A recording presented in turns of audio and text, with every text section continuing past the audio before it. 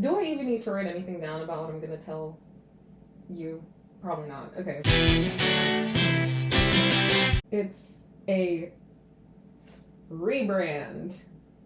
And by a rebrand, I think it's a honing in on who I am and everything I want to do as an artist. Sometimes, no.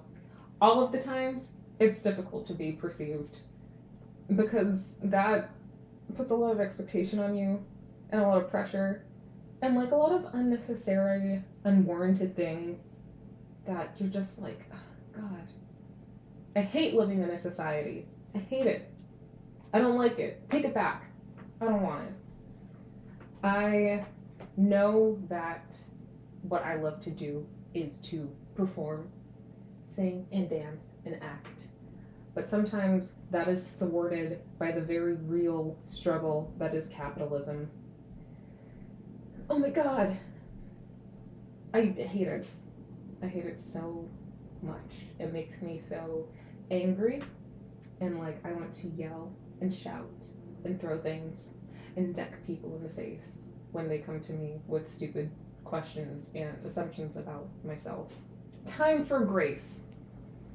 I understand people are probably assuming things based on their own experience or their own past events that they've been through.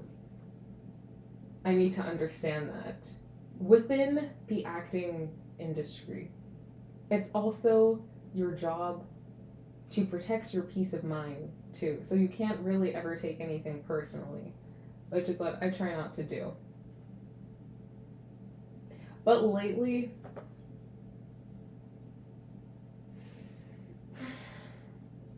it's painful. I feel like I'm just getting triggered every other day by somebody saying some stupid stuff, and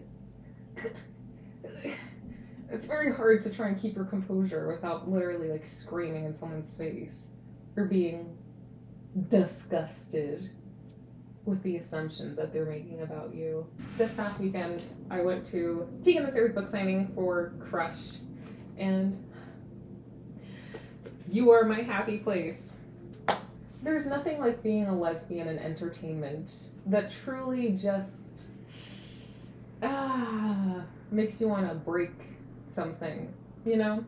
Sometimes it is comforting knowing that the people that you look up to the most, who have been very influential over your entire being, career, life, artistry, like Tegan and Sarah, they've also been through, you know, early 2000s and 90s like sexism, homophobia, all of that awful discrimination and injustice that happens.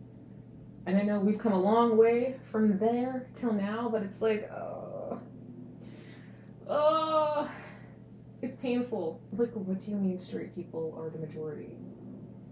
And so I know that it's gotten a lot better. However, in saying that, it still happens. I went to their book signing, and they were talking about how when they were first starting out, this thing that used to be a fun thing for them and their friends turned into like this whole like operation of like a money-making machine, and it's not so much about your artistry now, more so than it is about what's trending and what's going to make the most money and what's going to garner you as successful.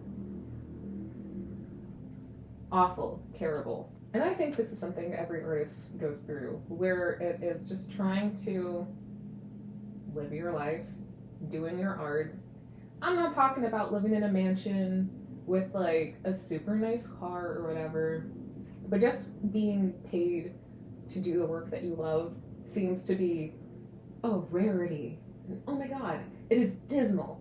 It is so depressing and awful because it seems like you have to fit a certain mold or fit a certain standard to be perceived as successful and to be taken seriously by people in positions of power.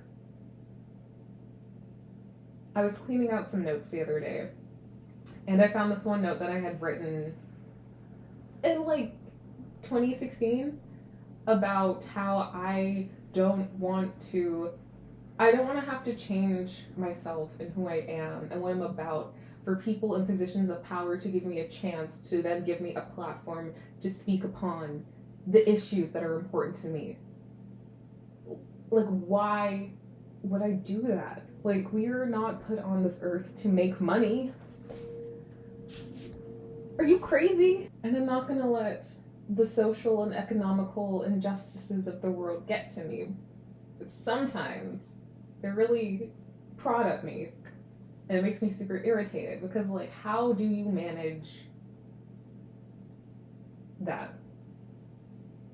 How are you supposed to have a regulated nervous system when we live in a society? So Saturday I saw Tegan and Sarah. The following Sunday I saw Dan and Phil. I've been a big fan of them since I was like 13, like 12, 13. Oh my gosh, we're all getting so old. But we've also come a long way. And I really appreciate how in Dan and Phil's new live show, in their new tour, that they were able to come back and just not give a fuck about what big corporations say about them, being completely transparent and vulnerable with their audience and calling them out and all of the awful shit that they did, you know? Fandom is a great place for support, but it also puts a strain on said creator. The takeaway from both Tegan and Sarah and Dan and Phil shows that I got to see, which is surreal, being in, like, I felt like I came, like, full circle moment, like, wow, it was an amazing weekend. The takeaway is that you will always find your audience, and you will always find the people who are like you, who support you, no matter what the majority of the world says. And I say all of this to sort of round out my objectives for my life, not to be catastrophizing or anything, but I want to be able to find my audience. I don't want to cater to the masses. Have you met the masses? They're awful. I'm not changing anything about me. That's not authentically me. And I take, for example, Halsey's new album, that's been playing on a loop. She has made this album out of her soul. I like to think of it more as like it feels like her diary in her newest album. And it's not chart topping, it's not groundbreaking, people are actually shitting on her for it. And it's like, oh, okay, I'm so sorry that you only see numbers and not art and not humanity and emotions. The masses miss the point with Halsey's newest album. What I've come to realize as I'm gaining, let's call it momentum, slowly but surely, that I want the art that I make to mean something. And I had a lot of angst and a lot of teenage repression when I released In a State of Mind and Cursed at Birth. And at first I wanted to be more of like an emo party girl Kesha type, but like make it sad because I'm sad. But now I don't want to do the party thing anymore, and I don't want to be like a pretty sad. I think what I want my art to be is just kind of like ugly and raw and not chart topping. I want it to mean something for me. And if it means something for me, then it can mean something for somebody else who I could relate to, and they can relate to me. I think I'm just asking for a parasocial relationship at this point. I feel like that's the only thing that's going to make me feel like I have a purpose and a desire for life and hope, too. Because every time I've ever tried to search for happiness, it only ever made me feel more unhappy. And with the new projects that I'll be working on, the new album that I'll be working on, I want to make sure that it's something I believe in, and it's something that sends a message to the world about the state that it's in. Because I'm feeling angry these days, boys. I'm feeling angry. I don't even want to say it's expectations, but like stupid, made up rules about what, you know, people should be in a fourth wave feminism era is stupid. To conclude, I want to make art that means something to me. And the people that I collaborate with, I want to hold them to a high standard of what they also believe in. A lot of morality and authenticity. Having integrity is something that's super important to me as well, because there have been times in the past where that goes out the window for me, and I'm like, no, I want to hold myself accountable and call myself out if I'm also not able to see my own prejudice as well.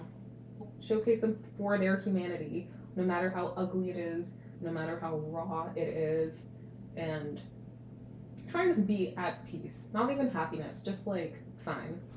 Just okay. Just, yeah. Started with one video at a time.